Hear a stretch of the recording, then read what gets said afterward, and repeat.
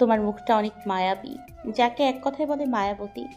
তোমার নাম জানি না, তাই মায়া বলেই ডাকলাম। এই মুখটার সাথে এই নামটা খুব করে যায়। অজান্তে চোখ ভিজে ওঠে মায়ের। জীবনে প্রথম এত সুন্দর করে কেউ তার প্রশংসা করলো। কিছু বলতে চেয়েও পারে না, কিভাবে বলবে? সে তো কথা বলতে পারে না। ঠোঁট কামড়ে কান্না আটকায়। তেজু বিচলিত হয়ে পড়ে। কেউ না বুঝলেও সে বুঝতে পারছে মেয়েটা কান্না করছে। এই যে তার মতো ঠোঁট কামড়ে কান্না আটকানোর চেষ্টা করছে। তবে কি সে অজান্তে মেয়েটাকে কষ্ট দিয়ে ফেললো? তুমি কান্না করছো কেন? আমি কি কিছু ভুল করেছি? মায়ের ইশারায় করে বোঝায় সে কথা বলতে পারছে না, বাকশক্তি নেই তার। তেজু, ও কথা বলতে পারে না, বাকশক্তি নেই ওর। পিছন থেকে মারুফ ভাইয়ের কথাই তেজু অবাক হয়ে যায়। তাই বুঝি মেয়েটা এতক্ষণ তার কথার জবাব দিচ্ছিল না। সাথে অবাকও হয়, অনেক বছর পর মারুফ ভাইয়ের সাথে কথা বলছে। তাকে বাসায় পাওয়া যায় না, ছোট থেকে হোস্টেলে থাকতো। এই 2 বছর হচ্ছে বাসায় এসেছে। তার মাঝে হাতে গোনা 2-1বার তেজুর সাথে কথা বলেছে। অবাক চাহনিতে প্রশ্ন করে, আপনি কিভাবে জানলেন ভাইয়া? আমি ইশারা ইঙ্গিত বুঝি, তোকে এটা বুঝাতে চেয়েছি, কিন্তু তুই বুঝছিস না। মারুফ বসে সোফায়, তবে তেজুর পাশে না, মায়ের পাশে। একটু গ্যাপ রাখে যাতে মেয়েটা অস্বস্তি বোধ না করে। জীবনে অনেক মেয়ে দেখেছে মারুফ, কিন্তু এমন মেয়ে খুব কম দেখেছে। ডাগর ডাগর জলে টইটুম্বুর আঁখি, জোড়া ভুরুর সাথে কাঁধ সমান কালো কুচকুচে চুল।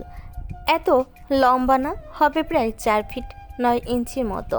তার বুক পর্যন্ত হবে কিনা সন্দেহ। এক নজরে ভালো লেগে যায় মারুফের। বাকশক্তি নেই তো কি হয়েছে? সে না হয় এই মেয়ের হয়ে সারা জীবন কথা বলবে, তার বাকশক্তি সে হয়ে উঠবে। মারুফ বিশ্বাস করে একটা মানুষের সব দিকে পূর্ণতা নিয়ে জন্মাতে হবে এমন কোনো কথা নেই। থাকুক না হয় একটু ত্রুটি। তোমাকে আমি প্রথম কলেজেই দেখেছি, বন্ধু হবে আমার? মায়া ইশারা করে বলে, হাত এগিয়ে দেয়। ভীষণ ভালো লেগেছে তার তেজুকে, কিন্তু তেজু বুঝতে পারছে না। লাস্টারটা বুঝেছে, কিন্তু প্রথমটা কি বলেছে জানে না। হ্যাবলা কান্তর মতো মাথা নাড়িয়ে হাত মিলাই। ওকে, আমরা বন্ধু আজ থেকে, কিন্তু আমি তো এখানে আসি না। আর আসবো কিনা জানি না। তোমার নাম্বারটা দাও, আমি মেসেজ করে দেব। ভিডিও কলে কথা বলবো আমি। মার বুঝতে পারে তেজু প্রথম কথাটা বুঝেনি, কিন্তু শেষেরটা বুঝেছে, তাই নিজেই বুঝিয়ে দেয়। তেজু, ও তোর কলেজে পড়ে, একটু আগে এটা বুঝিয়েছি, তাই প্রতিদিন চাইলে তোদের দেখা হবে। মার্ফকে যত দেখছে তত অবাক হয়ে যাচ্ছে মায়া। লোকটা তার সব কথা বুঝেছে, কিন্তু কি করে? একবার নিজের হাতের দিকে তাকায়, আরেকবার মারুফের হাতের দিকে। সে আর এই মানুষটার মাঝে হাজার পার্থক্য। কেমন ব্রিটিশদের মতো ফর্সা, আর সে কালো। শ্যামবর্ণও বলা যায় না। মানুষটা লম্বা, সে তার অর্ধেকও নয়। চুলগুলো লম্বা, পিছনে ছুটি করা, মেয়েদের মতো। আর সে মেয়ে হলেও চুল কোঁকড়ানো। সব কিছু কুঠিতে কুঠিতে দেখে চোখ নামিয়ে ফেলে। মায়া, এখানে কি করছিস? আম্মু ডাকছে, যা ওপরে। পিছন থেকে আদেশের স্বরে শেহজাদ বলে ওঠে। মায়ের খুব ইচ্ছে করলো তাকাতে, কিন্তু পারবে না, ভাইয়া এসেছে। কথার একটু এদিক ওদিক হলে হয়তো সবার সামনে থাপ্পড় লাগাবে। উঠে মারুফের পাশ কেটে চলে যায় উপরে মায়ের কাছে। মায়ের হেঁটে যাওয়ার বাতাস শরীরে লাগতে মারুফের হৃৎপিণ্ড কেঁপে ওঠে। হাঁসফাঁস লাগছে। তবে কি সে অজান্তে মেয়েটাকে নিজের মন দিয়ে বসলো? রিহানের কানে ফোন, কথা বলছে একজনের সাথে, কিন্তু চোখ আর মন মস্তিষ্ক সব তেজুর দিকে। এতক্ষণ সবকিছু মনোযোগ দিয়ে দেখেছে। শেহজাদকে সেখানে যেতে দেখে মেজাজ খারাপ হচ্ছে। খুঁজে নিয়েছে এটা তার ওয়ার্ল্ডের লোক, পিএইচ গ্যাংয়ের লিডার। যা অনুমান করেছে এটাই সত্যি হয়েছে। বোন চলে যেতে শেহজাদ আস্তে করে তেজুর পাশে বসতে চায়, কিন্তু কোথা থেকে বীর এসে ধপ করে বসে পড়ে। বীরের এমন কাজে রেগে তীক্ষ্ণ দৃষ্টিতে তাকায় শেহজাদ। এই বীরের জন্য তেজু একটু কাছাকাছি ঘেঁষতে পারছে না, কেমন ছায়ের মতো আগলে রাখছে। খাওয়া থেকে হাত ধোয়া পর্যন্ত পাশাপাশি থাকছে। তার বুঝতে অসুবিধা হয় না এ তেজুকে ভালোবাসে। শুধু ভালোবাসে না, পাগলের মতো ভালোবাসে। কিন্তু লাভ নেই, এই মেয়েকে তার ভালো লেগেছে বলে কৌশলে ঠিক নিজে করে নিবে। এমনিতেই একটু পর শুরু হবে আসল খেলা। গিয়ে মারুফের পাশে বসে। তেজুর পাশে বীরকে বসতে দেখে স্বস্তির নিঃশ্বাস নেয় রিহান। ভালো করে পরখ করে দেখে 3 ইঞ্চি মতো ফাঁক রেখেছে তেজুর থেকে নিজেকে। বীরের এই কাজটা ভালো লাগে, সেজন্য একটু হলেও বিশ্বাস করে তার তেজকে কখনো অপবিত্রভাবে স্পর্শ করবে না। যেদিন সবার মতো সেও তেজের দিকে খারাপ নজরে তাকে খারাপ স্পর্শ করবে, সেদিন বাকিদের মতো তারও শেষ দিন হবে। যতই তার তেজের খেয়াল রাখুক, তাকে ছোঁয়ার একমাত্র অধিকার রিহান তালুকদারের। স্যার শুনতে পাচ্ছেন? কি করব মহিদের? ফোনের ওপাশ থেকে শামীমের কথায় ভাবনা থেকে বের হয়ে নজর সরিয়ে নেয়। পাথরের মতো শক্ত কণ্ঠে বলে, ঠিক রাত 1টায় ইন্সপেক্টর অরণ্যকে খবরটা দিবি। রাত 2টায় যেন মৃত্যুর খবর তালুকদার বাড়িতে আসে। এর 1 মিনিট যেন এদিক ওদিক না হয়। এমন শক্ত কণ্ঠ শুনে শামীমের কলিজা কাঁপে। বুঝতে পারছে না এখন খবর দিলে কি হয়েছে, তাও বসের হাতে হ্যাঁ মিলাই, না হলে দেখা যাবে তার মাথাটাই থাকবে না। আচ্ছা ঠিক আছে বস। শামীম কল কেটে মুহিদের দিকে তাকায়। তার বস অনেক বেশি চতুর। খবর যাতে না ছড়ায় ঠিক একটা লোটর ফোটর হাসপাতালে ভর্তি করিয়েছে। ডাক্তার সব টাকা দিয়ে কিনা নিয়েছে, যার কারণে খবর ছড়ানোর 1%-ও সম্ভাবনা নেই। শামীম ভালো করে মুহিদের দিকে তাকায়। রক্ত পরিষ্কার করে দেওয়া হয়েছে, কিন্তু কোনো জায়গায় চিকিৎসার বেন্টিজ ওষুধ দেওয়া হয়নি। 10টার পরপর চিকিৎসা করতে বলেছে বস। ততক্ষণ একটু কষ্ট অনুভব করুক। মুহিতের কোনো রকম নড়াচড়া নেই।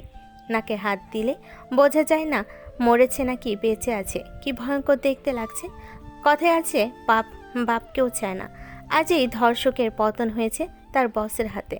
কত মেয়েকে ধর্ষণ করেছে হিসেব নেই। বারবার টাকার জোরে বেঁচে গেছে। রাত 9টা। সোফায় গোল হয়ে ড্রয়িং রুমে বসে আছে সবাই। রেহানের 2 মামা আরমান চৌধুরী মারা গিয়েছে, তার ছেলে শেহজাদ চৌধুরী, মেয়ে মায়া চৌধুরী, স্ত্রী ইকরা চৌধুরী, ছোট মামা ইফতেয়ার চৌধুরী, স্ত্রী স্নেহা চৌধুরী, 2 মেয়ে রিমা চৌধুরী, ইফা চৌধুরী। তেজুর কাছে অদ্ভুত লাগছে সবকিছু। যেখানে তাকে সামান্য কোনো কথার মাঝে রাখে না, আজ সেখানে এত মানুষ কি গুরুত্বপূর্ণ কথা বলতে সেখানে তাকে বসতে বলেছে। তাকে ছাড়া নাকি হবে না। ভাইয়া, আমি তেজুকে শেহজাদের বউ করে নিয়ে আসতে চাই। উনি বেঁচে থাকতে বারবার তেজুর কথা বলেছে শেহজাদের জন্য। আমি ভাবিকে বলেছি, নিশ্চয় ভাবি আপনাকে বলেছে। এমনিতে আমার ছেলেও তেজুকে পছন্দ করেছে।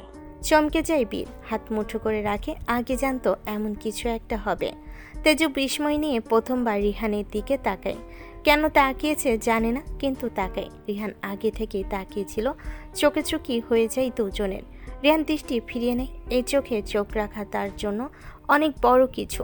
ঠোঁটে কোণে হাসি ঝুলছে। সে দেখতে চাই জল কত দূর করে, তারপর না হয় হিসাব নিকাশের খাতাটা নিজের ভাষায় বন্ধ করবে। এটা কি করে হয়? দাদু ভাইয়ের তো বিয়ে হয়ে গেছে। কাশপিয়া চৌধুরীর কথাই কেউ পাত্তা দেয় না। অভ্র তালুকদার মায়ের উদ্দেশ্যে বলে, এটা আইন অনুযায়ী বিয়ে ছিল না। মুখে 3 কবুল পরে বিয়ে হয়েছে, তেমন 3 তালাক বলে ডিভোর্স হবে। আমি এইভাবে তেজুর জীবনটা ধ্বংস হতে দিতে পারবো না। যদি রিহান তেজুকে ভালোবাসে, লোক সম্মুখে এই সম্পর্কের গুরুত্ব দিত, তাহলে আমি নিজে কখনো এই বিয়ে দিতাম না। কিন্তু সেখানে রিহান এই বিয়ে মানে না। সেখানে থেকে তেজুর জীবনটা নষ্ট হোক আমি চাই না। তাই বিয়ে হবে শেহজাদ সাথে। ছেলে ভালো ব্যবসা করে, আমার চেনা পরিচিত, তাই আমি এক পায়ে রাজি। আমি ভাবির সাথে একমত। আমার বন্ধুর ইচ্ছা অনুযায়ী আমি পূর্ণতা দেব। তেজু ও সুখে থাকবে। তেজু, তুই কি বলিস? তেজুর দিকে সবাই তাকাই উত্তরে আসায়। শরীর কাঁপছে তেজুর, ভয় জেঁকে ধরেছে। সাথে অবাক হচ্ছে বড় আব্বুকে দেখে। তিনি তার কথা এতভাবে কখনো ভাবতে পারেনি। তিনি ভালো না বাসলেও কখনো খারাপের কথা বা অত্যাচার করেনি, কিন্তু কখনো সাপোর্টও করেনি। ভালোবেসে আগলে নেননি। আজ সবার সামনে ভালোবাসা প্রকাশ করতে দেখে অনেক বেশি অবাক হয়। কি বলবে ভেবে পাচ্ছে না। বড়মার দিকে তাকাতে দেখে কটমট দৃষ্টিতে তাকিয়ে আছে। ওর মতামতের কি আছে? এত বছর আমাদের ঘাড়ে চেপে খাচ্ছে, সে অনুযায়ী আজ তো আমাদের কথা ভাবতে পারে। একটু তো ঋণ পরিশোধ কর। তেজু কি বলবে ভেবে পাচ্ছে না। ঋণ শোধ করবে কি সে? টলমলে চোখে বীরের দিকে তাকায়, নিজ থেকেই প্রথমবারের মতো বীরের হাত ধরে। বীর হাসে, তেজুর হাতের উপর হাত রাখে, ফিসফিস করে বলে, কিছু হবে না, এখন হ্যাঁ বলে দে, কিন্তু বিয়ে হবে না। আমার উপর ভরসা রাখ। এখন না বললে বড়মা রেগে তোর উপর আরো বেশি অত্যাচার করবে। হ্যাঁ বল, কিছু হবে না, আমি আছি।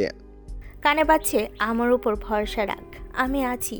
তেজু বাক্য দুইটাতে অনেক শক্তি পায়। দাঁত খিচে চোখ বন্ধ করে বলে, আমি রাজি। চমকে যাই রুহি। একটু জন্য ভেবেছিল তেজু রাজি হবে না। কেন যেন রুহির কান্না পায়। সবার আড়লে চোখের পানি মুছে নেয়। তবে কি তার কথাই ঋণ শোধ করার জন্য মেয়েটা রাজি হয়ে গেল? ঠিক আছে, তাহলে আর 2 মাস পর এপ্রিলের 22 তারিখে বিয়ে। তেজু মামুনি এখনো ছোট, এমপি 6 তারিখ 18তে পা দেবে। আমি চাই 18 বছরে বিয়ে হোক, যাতে কেউ আগের মতো কিছু বলতে না পারে। অভ্র তালুকদারের কথায় সবাই সায় জানে। তেজু চোখ বেয়ে 2 ফোঁটা জল গড়িয়ে পড়ে। তা মাটি ছোঁয়ার আগে বীরের হাতে পড়ে। বীর ভয়ঙ্কর দৃষ্টিতে শেহজাদকে দেখে। এই বিয়ে যে সে বেঁচে থাকতে হবে না, কিন্তু তার তেজুরানী ভীষণ জেদি। কিছুতেই এই বাড়ি থেকে যাবে না। এখন যদি বিয়েতে না বলে, তাহলে বাড়ি গিয়ে হয়তো নিঃশ্বাসটাই বন্ধ করে দিব। তাই না চাইতো হ্যাঁ বলতে বলেছে। ঠিক আছে ভাইয়া, তাহলে এই কথাই রইল। ইকরা চৌধুরীর কথাই বিপরীতে রুহি বলে ওঠে, ওকে, তাহলে আমরা বাড়ি যাই, রাত হয়ে যাচ্ছে। এখন তো আসা যাওয়া আগে থেকে বেশি হবে। কথা বলে বেরিয়ে যাই সবাই। এবার বীরের পাশে তেজু বাবাকে রিহানের গাড়িতে পাঠিয়েছে। পিছনে মায়ের সাথে দাদু। রাত 11টা। তালুকদার বাড়ি। রিহান দাঁড়িয়ে আছে ছাদে। পাশে অভ্র তালুকদার। রিহানের হাতের মাঝে সিগারেট, যা এক টান দিচ্ছে, সাথে আকাশে ধোঁয়া ছাড়ছে। সিগারেট শেষে টান দিয়ে পায়ের সাথে পিষে ফেলে। বাবা, তুমি কিন্তু কথার খেলাপ করছো। মায়ের কথায় কেন গা ভাসাচ্ছ? আমাকে কি কথা দিয়েছিলে মনে নেই? তেজুকে সারা জীবন আমার সাথে থাকবে, তুমি বাধা দিবে না। কিন্তু আজ এমন কেন? নিজের কথা ভুলে যাচ্ছ? অভ্র হাসে, ছাদ থেকে নিচে বাগানের দিকে তাকিয়ে জবাব দেয়, আমার দেওয়া কথা মনে আছে আমার, কিন্তু তুমি তো নিজের দেওয়া কথা ভুলে গেছো। তুমি কথা দিয়েছিলে তেজুকে ভালোবাসবে, আগলে রাখবে, লোকসম্মুখে তোমাদের সম্পর্কের কথা তুলে ধরবে। তেজু বড় হলে দ্বিতীয়বার বিয়ে করবে, ওর উপর কোনো রকম অত্যাচার করবে না, সবসময় বিপদ থেকে আগলে রাখবে। কিন্তু কই, তোমার কথা কোনো কথাই তো তুমি রাখছো না। তুমি যদি নিজের কথা না রাখো, আমি কেন রাখবো? আমিও আবার বিয়ে দেবো, তেজু সুখে থাকবে। কথা শেষ করে অভ্র তালুকদার চলে যায়। রিহান রেগে কি করবে ভেবে পায় না। একের পর এক ঘুষি মারে ছাদের ফ্লোরে। রক্তে ভিজে যাচ্ছে হাত। কেউ বুঝছে না তার ব্যথা। সে কি ইচ্ছে করে করছে সব? সে বাধ্য এইসব করতে। ক্লান্ত হয়ে বসা থেকে উঠে দাঁড়ায়। ছাদে রক্তে ভরে গেছে, হাত দিয়ে টুপ টুপ করে পড়ছে, কিন্তু এতে কোনো অনুভূতি নেই। নিচে চোখ পড়তে অবাক হয়ে যায়। তেজু এত রাতে বাগানের দিকে যাচ্ছে। হালকা আলোতে স্পষ্ট দেখা যাচ্ছে। রিয়ান হেঁটে ছাদের অন্য কোণায় যায়, যেখান থেকে তেজুকে পরিষ্কার দেখা যাবে। তেজু হেঁটে সরাসরি মা বাবার কবরের পাশে এসে বসে। আজকে ভয় লাগছে না। চোখ দিয়ে অনবরত পানি গড়িয়ে পড়ছে।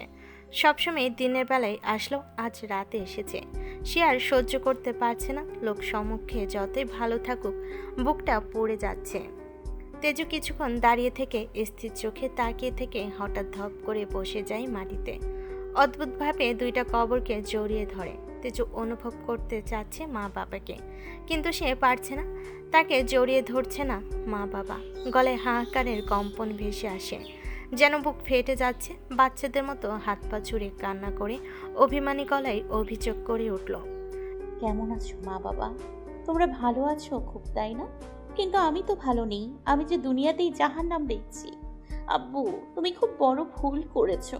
নিজের রাজকন্যার জন্য ভুল মানুষ চয়েস করেছো। যাকে মোমের পুতুলের মতো রাখার জন্য তার হাতে তুলে দিয়েছো, সে আমাকে আঘাত করে। এই যে দেখো, হাতে, বুকে, কপালে।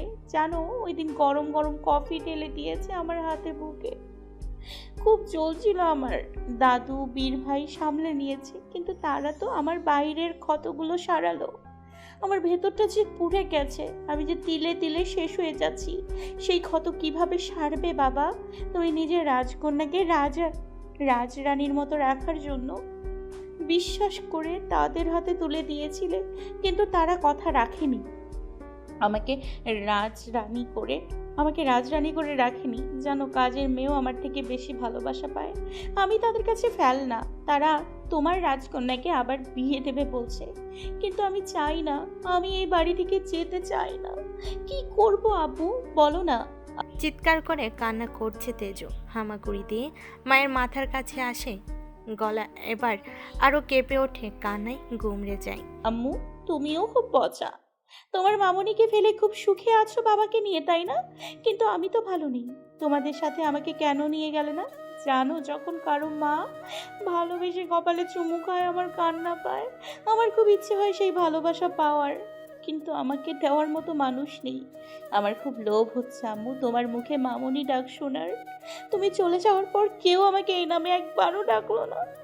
যদি তোমাদের সাথে না নিয়েই যাবে, তাহলে ছোট থাকতে গলা টিপে মেরে ফেলতে। আমি যে সহ্য করতে পারছি না।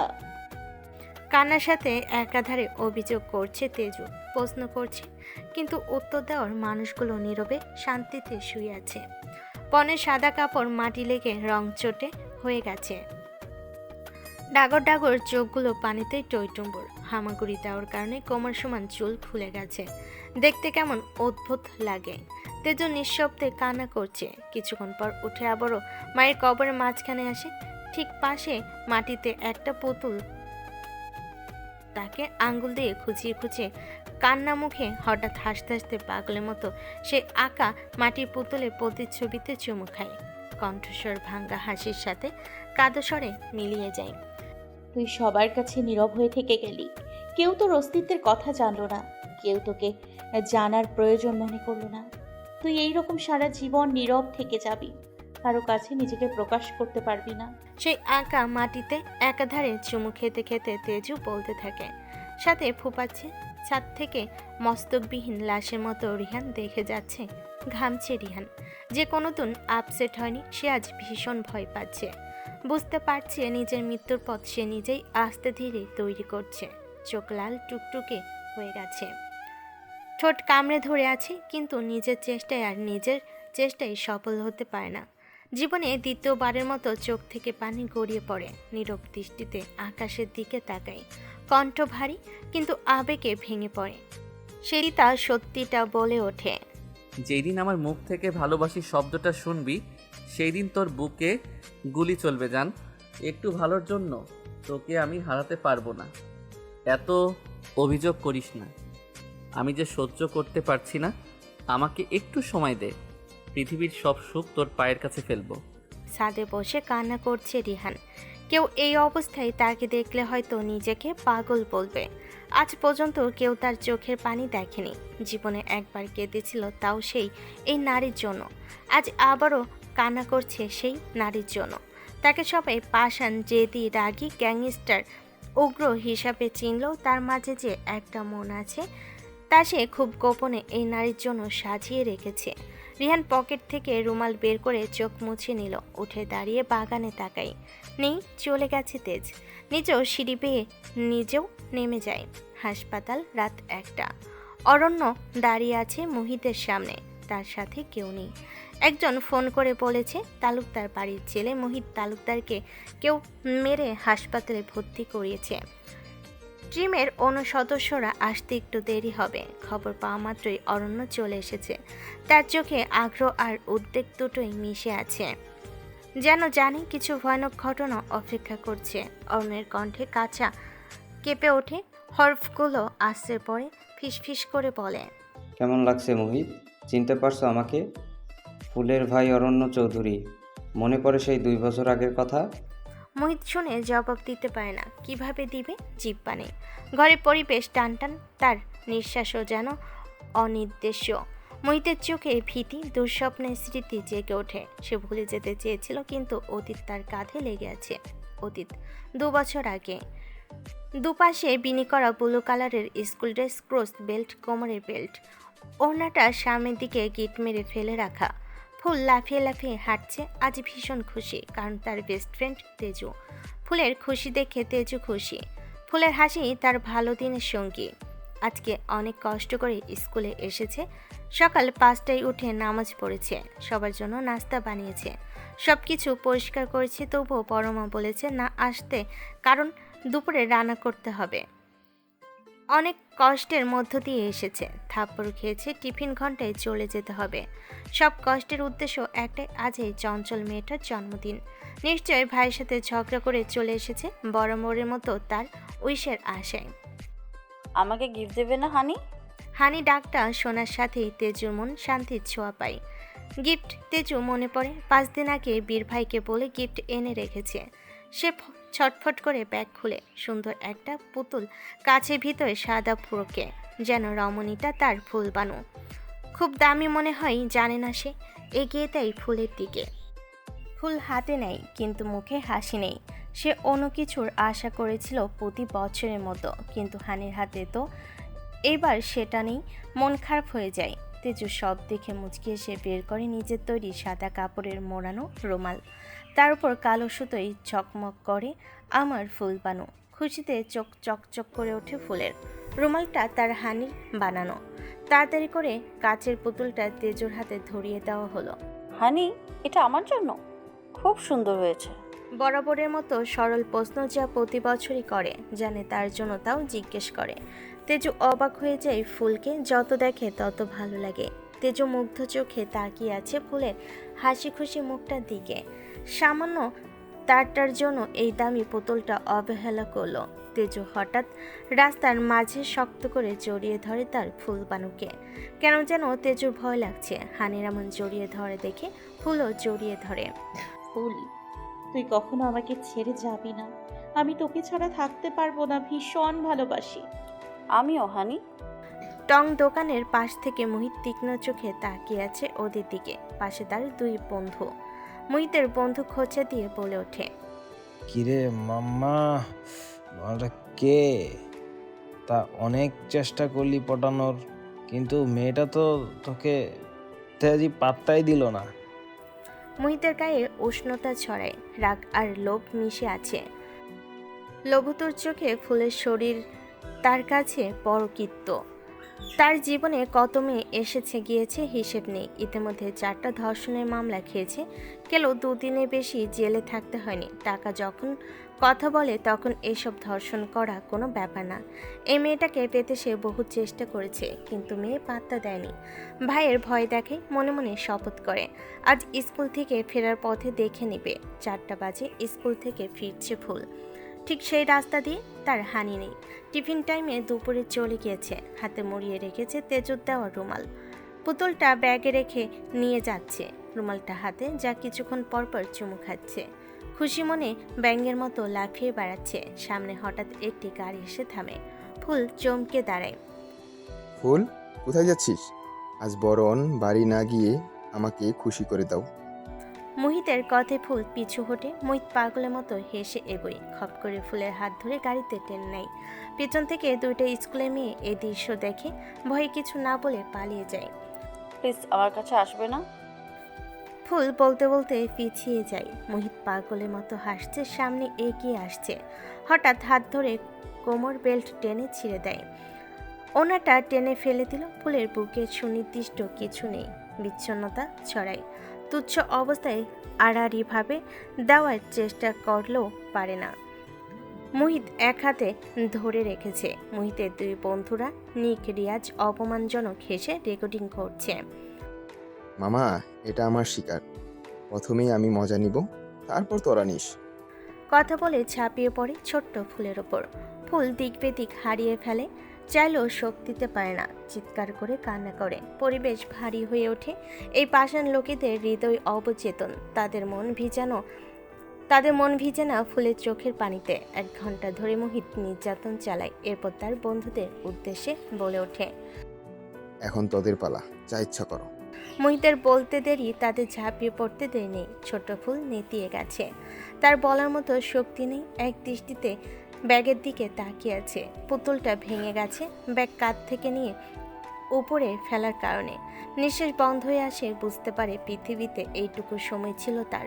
মুখের সামনে বারবার ভাইয়ের মুখটা ভেসে ওঠে। তার বলা পবিত্র ফুল আজ অপবিত্র হয়ে গেল। তার সাথে আর পবিত্র ফুল শব্দটা যায় না।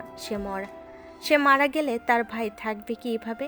মা বাবা মারা যাওয়ার পর ভাইয়া তো মা বাবা দুজনের আদর দিয়ে বড় করেছে। ভাবতে ভাবতে একসময় চোখ বন্ধ করে ফুল। রাত 8টা। ফুলের ছিন্ন ভিন্ন মরাদেহ পড়ে আছে রাস্তায়। কিছুক্ষণ আগে মোহিত ও তার বন্ধুরা প্রাইভেট কারে এসে ধাক্কা মেরে গাড়ি থেকে ফেলে রেখে গেছে পতেঙ্গা মেইন রোডে। চট্টগ্রামে রাত হলে এই জায়গা আলোকিত। চারিদিকে দোকান ও শপিং মলের আলো এখানে দিনের মতো পরিষ্কার ঝকঝকে। সবাই ঘিরে ধরেছে কিন্তু কেউ এগিয়ে আসে না। অনেকেই মোবাইলে ভিডিও করছে, কারণ এটা পুলিশের বোন। ভিডিও খুব বেশি ভাইরাল হবে তাদের। ভিড়ের মাঝখানে হঠাৎ উন্মাদের মতো অরণ্য ছুটে আসে। সে হাঁপাচ্ছে, বোনের রক্ত ভেজা শরীরটা আঁকড়ে ধরে। বসে বোনের মাথা নিজের উড়ুতে রাখে। উস্কো খুস্কো চুল, শরীরে সাদা শার্ট কুঁচকে গেছে, চোখে অঝরে জল পড়ছে। কণ্ঠস্বরে থাকা কাঁপুনি যেন গলার ভেতর থেকে ছুটে ওঠে। নীরব বাতাসে কেবল মানুষের ফিসফিস, আর কখনো একদম নীরবতা। পুতুল, আমার পুতুল, কথা বল। দেখ ভাইয়া এসেছি। একাধারে থাপড়ে যাচ্ছে মুখে, জোর করে বোনকে জাগাতে যাচ্ছে। গলা কাঁপছে, নিজেকে খুন করে ফেলতে ইচ্ছে করছে। সে ব্যর্থ ভাই। সকালে অনেক নিষেধ করেছে ফুলকে যাতে স্কুলে না আসে, তবুও সে প্রতি বছরে নেই গিয়েছিল তেজুর জন্মদিনের উইশের জন্য। তাকেও জোর করে ডিউটিতে পাঠিয়েছে, কিন্তু সে যায়নি ডিউটির নাম করে। গোপনে বোনের জন্য সারপ্রাইজ সাজাচ্ছিল। বিকেল থেকেই অরণ্য স্কুল গেটে দাঁড়িয়েছিল যাতে বোনকে নিয়ে যেতে পারে নিজের সাথে। অনেকক্ষণ স্কুলের পাশেই দাঁড়িয়ে থেকেও বোনকে পায়নি। ভেবেছিল বড় বড়ের মতো পাকনামি করে বাড়ি চলে গেছে একলা, তাই বাড়ি ফিরে আসে। কিন্তু বাড়ি ফিরে দেখলো বোন নেই। তখন থেকে পাগলের মতো খুঁজছে। কিছুক্ষণ আগে ফোনে খবর পেয়েছে তার বোনকে ধর্ষণ করে ফেলে রাখা হয়েছে রাস্তায়। সে খবর শুনে অরণ্য ছুটে এসেছে। বোনের শরীরে চোখে পড়ে আঘাতের চিহ্ন, পোশাক ছিঁড়ে গেছে, সামনের বোতামগুলো ছেঁড়া। অরণ্য নিজের শার্ট খুলে বোনের ওপর চাপিয়ে দেয়। কাপা হাতে পালস চেক করে, কোনো স্পন্দন নেই। হাতে রক্ত ভেজা রুমাল চকচক করছে। অরণ্যা সেই রুমালটি চেনে। প্রতি বছরের মতো এই রুমালের লোভে বোন আজকে স্কুলে গিয়েছে। মা বাবা মারা যাওয়ার পর এই বোন তার বেঁচে থাকার কারণ। পাগলের মতো চিৎকার করে কাঁদছে অরণ্য। এই ফুল, আমার পবিত্র ফুল, কথা বলছিস না কেন?